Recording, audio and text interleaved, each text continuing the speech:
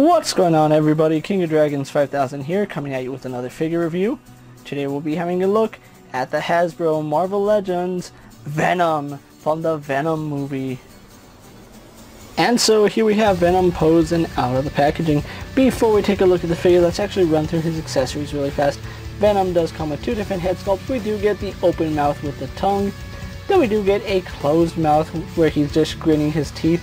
He also comes with two pairs of hands. We do get the open clenching hands, and then we get a pair of fists. Other than that, Venom doesn't come with anything else. I would have liked to see some weapons that we see Venom use in the movie, but unfortunately we don't get any of that. So with that out of the way, guys, let's actually take a closer look at Venom. And so here we have a closer look at the Marvel Legends Venom from, of course, the Venom movie. And right off the bat, I'm going to say, really loving this figure. The design of this figure is spectacular. I absolutely love everything about the look of this figure. There are some things that could be a little bit better, but we'll get onto that right now. For starters, absolutely love the head sculpt. And my only gripe is I wish they made a mouth where he wasn't sticking his tongue out. If they had given him three different heads, being the closed mouth that we have right here, the open mouth with no tongue, and then the open mouth with tongue, I think that would be the ideal Venom figure. But yeah, still liking the way this figure came out, and I love the detailing on it. Now, I know a lot of people say that the head is oddly shaped, and yeah, you can see just from the closed mouth Venom, the head is kind of oddly shaped. That's pretty much how he looked in the movie. I really can't criticize it saying that it doesn't look like Venom, because it absolutely looks like the movie Venom. And there are some things that aren't right, like the eyes are pitched white here on the action figure. In the movie, they kind of had like this fogginess to them, which gave him an eerie look. And of course his teeth weren't as colorful as this, they were more muted. But overall, for a $20 action figure, this looks very clean. I absolutely love it. Now, having a look at the sculpt work on this figure, tons and tons of sculpt work throughout this figure. You can see even on the veins, everything about this particular Venom figure screams a job well done, and Hasbro knocked it out of the park with this figure. Absolutely love the musculature on him. He looks very menacing and very broad. They did a very good job with the paint, although if we're being 100% honest, the white marks on Venom are a little bit too thick. In the movie, they're a little more subtle and they're not as pronounced as this, but it is a little thing that I'm not going to complain about. It still looks really nice, and even though they do look purple here on camera, they are actually white. It's just the coloration on them along with my lights make them have a little bit of a purple effect.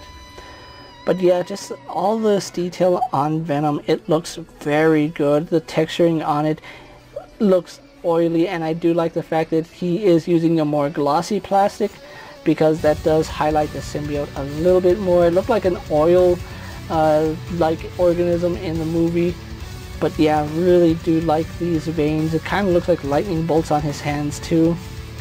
Really do like the hands. It is very big, menacing, clawing hands.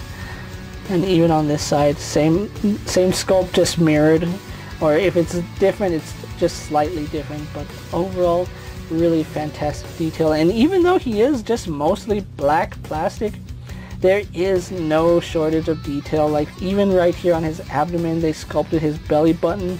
You can see just how much detail went into this figure. Like, just look at the sculpt work throughout the musculature, the detailing on the Venom suit. It is so well done and well executed. This shows what Hasbro is capable of when they really put their mind to it and actually work on figures. This Venom is fantastic, and the sculpt work looks good. The proportions look amazing. I mean, just look at the striations here on his muscles. They look very well executed, and the muscle detail is accurate. I think the one thing a lot of people have issues with are his feet. His feet do seem a little bit weird, and I'm not gonna lie, they absolutely look weird. They also seem a little bit small. If they were a little bit wider, especially right here at the indentation of the foot, I think that would be a much better look for the figure. But overall, can't really complain about the detailing on Venom here. They did a gnarly job and I absolutely love it. So with that out of the way, guys, let's actually get Venom compared to other figures you may have in your collection. And so here we have Venom posed next to a Marvel Legends Cyclops and a DC Multiverse Superman. Here we have Venom posed next to a WWE Elite Scale figure in a Mezco 1/12 Collective Popeye the Sailor Man. And finally, here we do have Venom posed next to a Lightning Collection White Range and a Star Wars Black Series Mandalorian.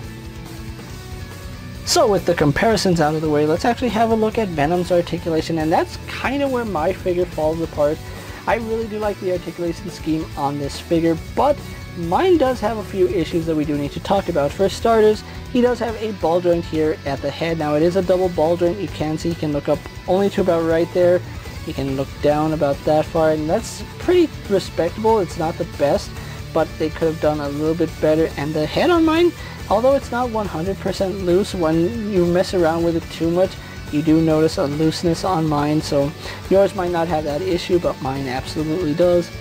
Unfortunately, with all this new sculpt, we don't get a butterfly joint. I think that's the one thing this Venom is missing. If he had a butterfly joint, this would be a perfect figure in terms of articulation, but nonetheless, he still has a pin and swivel here, so his arm does go all the way around. Arms do go out to the side, and mine is a little bit loose. Like, once you get to a certain point, it stiffens up. Like right there, you can see it's a little bit stiff, but past that point, it doesn't take much effort to move it. So there are some detents that make it a little bit harder to move, but then there's some where it's not. Bicep swivel is very loosey-goosey on mine, as you can see. Just really rotates. On this side, it's really stiff, so I don't know why. I'm pretty sure that's just quality control, and it's gonna vary figure to figure. Does have double bend here at the elbow. We have a swivel and hinge at the wrist, works no problem. We do have a mid-torso diaphragm joint, which on mine, it is kind of loose. I don't know if you guys can see, but it does swing forward and back really easy, but you have to really like force it. If you're just moving it around, it's okay, but you can't really pose him with a figure in hand because you can see it doesn't take much strength to actually move his torso. So mine does have a little bit of a looseness here in the ball joint, but we do have rotation, which works really nicely. And just look at that movement. That is such really good movement there. I absolutely enjoy that. Then we do have a reverse ab crunch right here, which does let him crunch forward about that far. In conjunction with the ball joint, you get a full lean forward, so I do like that. Leaning back, you can pull a Neo and dodge bullets, although he is bulletproof, he wouldn't really need to do that. So really do like that reverse ab crunch. It works effectively here on Venom. We just have a ball joint here at the legs, which do kick out to the side about that far. Go back, it could be a little bit better, but it still looks really good. Out to the side, of course they go out to the side quite a bit. I do like that. Thigh swivel up high in the hip, works no problem. Double bend here at the knee. Then we do have a hinge in the ankle, which goes all the way back, so Venom can just daintily tip his toes in water. And then we do have a forward movement on that, and then of course forward facing pin for rocker ankle. And one thing I forgot to mention is that on mine, the hips are a little bit loose. They're not like 100% loose, but if you try posing him with another figure, you do notice that that does move. Like just putting a little bit of pressure on mine does cause this left hip to fall in on itself. Not so much on the right hip. Like I can apply pressure on the right side, doesn't lean over, but on the left side, you can see he wants to just collapse under his own weight. And if I try that on the right side, we really don't get that. So it's a tighter joint here than it is here. I might go in and fix that right now, but we'll see. So with that out of the way, guys, let's actually get Venom posed for my final thoughts, and then we'll wrap up this review. And so here we have the Marvel Legends Venom from the Venom movie pose for my final thoughts. And overall, I think Hasbro has knocked it out of the park with this figure. This is one of their better Marvel Legend figures, and the amount of detailing that they put on Venom is phenomenal. Everything on this figure is unique to Venom. There's not a single part here that has been seen on another Marvel Legends figure. My only problem is with quality control. Mine does suffer from loose joints, which unfortunately that will plague some figures. It's not a universal issue. I have seen some people with tighter joints than mine, so I really can't say that it's a universal joint problem. But Venom here is still superb in terms of detail and articulation. Hasbro went all out for this figure, and I am really happy that we have a figure from the Venom movie, because in my opinion, that was a really good movie, and having a figure from that movie really does look good on your shelf. Venom here is a wonderful addition to any Marvel Legends collector, and if you're a fan of the MCU style figures, you're really going to love Venom just because the amount of articulation and detail he has. It's a really good Venom figure, and even if you want to use this as a custom Venom to make a more comic book accurate Venom, you can absolutely do that because the proportions on him are good. He's much bigger than your standard Marvel Legend figure.